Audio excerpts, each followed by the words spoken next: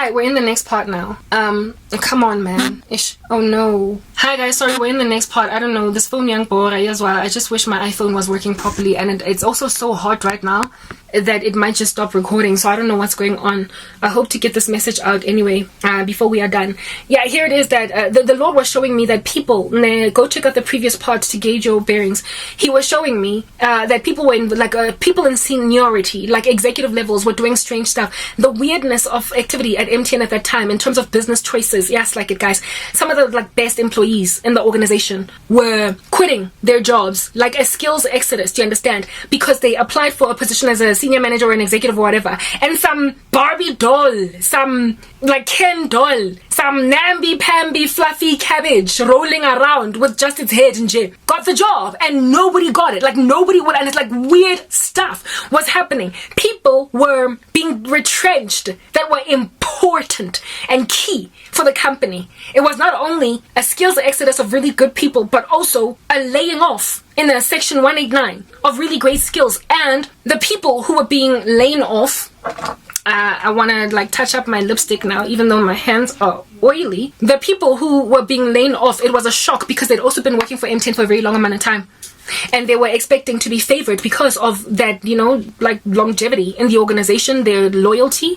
They just easily got rid of them. And the people that got the job above them, that were favored above them, guys, one particular case was so taboo. The dude started out at MTN working there having been a graduate, okay, he was fresh out of university, and within 2 years he had become a senior business analyst, and within another year from that date he succeeded to get a promotion as a senior manager above 3 or 4 other guys who were vying for the same position, who had done the time and gotten the qualifications prior to him. He just miraculously got that job despite basically being a baby. He could have literally still been in his diapers in terms of a career in corporate, and he got made a senior manager. Yeah, that was a weird appointment, but there were many other such weird appointments happening all over the show. We would imagine that certain dudes, of course, it's in the ground, it's pegged, man. This dude is going to be the one to get this particular job with the new restructure, and then some woman would rock up that we all understood to basically be fumbling around over her words every time she does a PowerPoint presentation.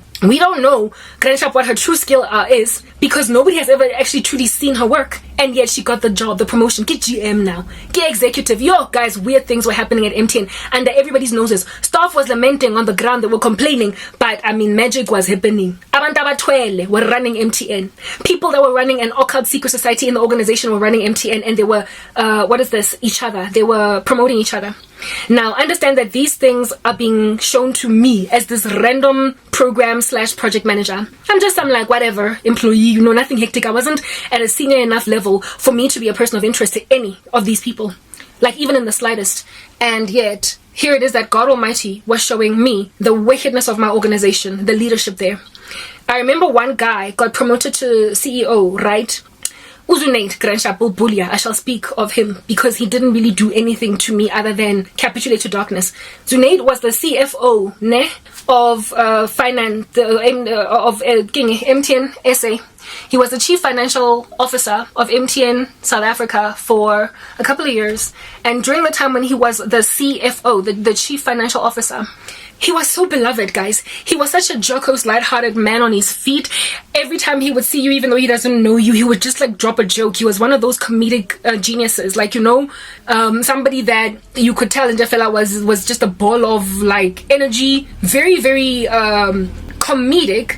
And they just so happened to end up a very serious man in a big job. But he's still a Popeye. Yeah, that was Zunate Populia. He was a Popeye. But he was beloved. And he was intelligent. He was really good at what he did. He had a way about people. Okay, yeah. Zunate got promoted. He applied when the CEO positions got made available because there was there was so much evil in MTN that it was uprooting positions and it was putting people up, and there was a lot of instability basically at that time. I don't know if it has ever since then maintained its position. Anyway, whatever. And so a whole bunch of CEOs had been laid off and others like replaced, and they were going through just a hard knock time. MTN was basically, so its product initially was just selling itself because the company was starting, but then the market was starting to get saturated, and so now we needed innovation, and so people's jobs were not so secure anymore. The company was not making as much anymore, blah blah blah, etc. So they kept on like reshuffling, changing, seeing if they can't get a new board on board, blah blah blah, stuff like that was happening at that time. Okay. And Zunaid, being a CFO and a very good one, and also so beloved by the people, applied for the job for CEO, or maybe he was, what is the word? Shortlisted. I don't know, what is the word? That I'm looking for when they go for you, they want you directly. He was like earmarked, spearheaded, well, not spearheaded, what's that word? Headhunted. Yeah, maybe he was headhunted, I don't know, but because he was really good, so I can see how he would have gotten headhunted. Anyway, he was given, he successfully became the CEO, and when he became CEO, many of us were happy because we liked the guy. He was absolutely lovable, like one of those Jocko's men, like I said, like, yeah, you know, like that teacher that's doing that dance on TikTok right now, that South African teacher. She's a teacher, and she did like a dance to Amapiano, and she went all viral.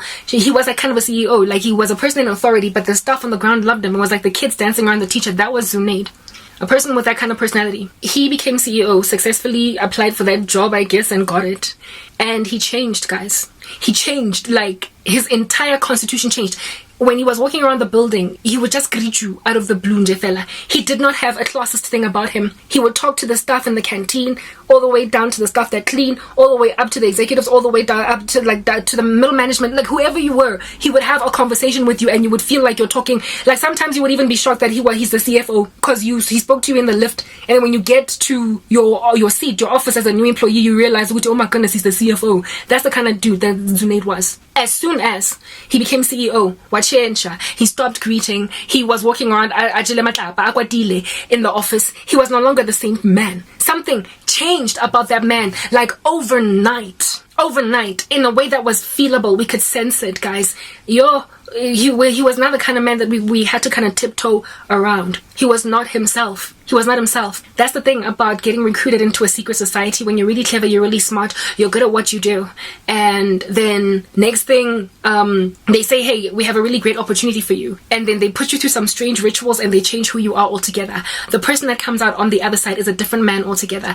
He was changed. He was different. I'm not saying he successfully got recruited into a secret society, but one thing that the Lord did show me about him is that now, like, he came into the position as CEO, and he had these bright ideas as to what he wanted to do to like flip the organization, and the Lord showed me that he can't do what he wanted to do. It's like a person campaigning for being president, and you've got these ideas about how you're going to build a school here, you're going to create this electrical infrastructure, but as soon as you are now president, as soon as you are now king of your land, they then tell you, no, you're not going to build a school. What you're going to do is funnel these funds to this particular public sector organization in order to make it grow, because we've got somebody there that belongs to a bigger organization that needs to be benefited by this project. So you end up, the bright-eyed and bushy-tailed ideas of what you had about this organization and what you wanted to do are no longer going to be fulfilled. Your dreams and your goals, you realize that whatever it is that you signed on the dotted line was not so much your future as an organization leader, but your soul. He realized that whatever deal he had entered into, they were now telling him what to do. He couldn't even crack a whip over his own executives. He could not tell them what to do. They were all doing something, and if you disagreed with the agenda, it was over with you. I remember one executive boldly saying in a meeting that, don't tell me about Zunaid. I want to do this. Zunaid was his boss. And he said in a meeting to every one of us in the room, when we were saying, but Zunaid said that this is what he wants to do for the organization. He was a CEO, and he was like, don't come tell me about Zunaid. He's subordinate.